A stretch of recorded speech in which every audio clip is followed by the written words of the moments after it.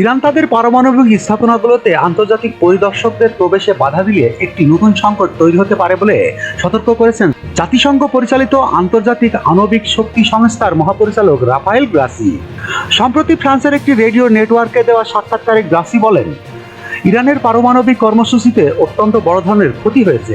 ইরানের পারমাণবিক কার্যক্রম কি ধ্বংস হয়ে গেছে এমন তথ্য তার কাছে জানতে চাওয়া হলে তিনি বলেন, আমি বলবো না এটি ধ্বংস হয়ে গেছে, তবে এটা যে বিশাল ক্ষতির শিকার হয়েছে তা নিঃসন্দেহে বলা যায়।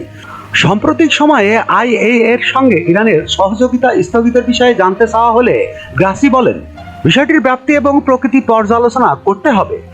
তবে তিনি স্পষ্ট করে দেন, ইরানের আইএইএ এর উপস্থিতি কোনো অনুগ্রহ নয়, বরং এটি একটি আন্তর্জাতিক বাধ্যবাধকতা।